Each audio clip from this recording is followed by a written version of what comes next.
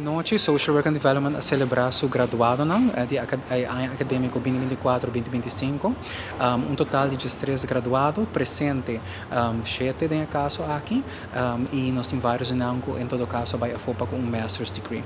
Para nós, a Noche, nós não somente celebrar o graduado, significando a pessoa que gradua com Bachelor's in Social Work and Development, mas também nós estamos celebrando profissional em diferentes setores, não somente no setor social, mas também educacional, judicial e hasta de salubridade.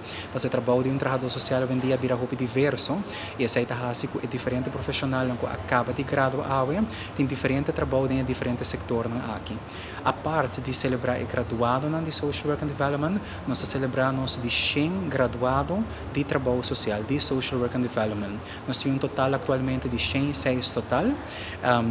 Pero agora nós celebrar e anunciar de 100 graduados aqui e nós mira back na ano acadêmico hopi exitoso de diferentes estudantes que graduam, pero mais claro também na onda que não somente asa de demonstrar conhecimento, pero também habilidade e uma atitude positiva relacionada com o trabalho social.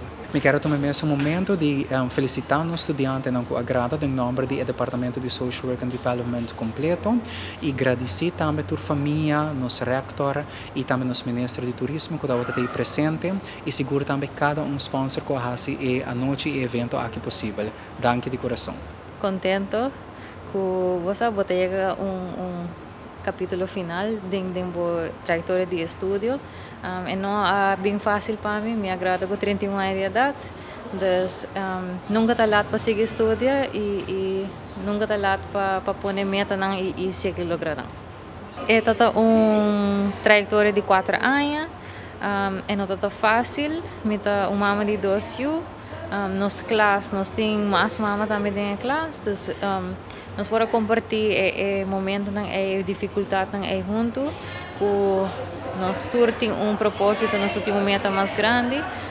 Nós temos classe que tem 2 muitos homens, qual é passado muitos homens são menos representados dentro do setor social e nossa classe nós brinca junto para chegar no dia final aqui com a graduação.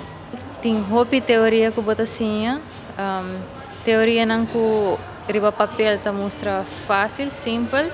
Pero ora vou chegar em feld qual a umita em feld é diferente. Ora vou ter que usar com gente na liberdade.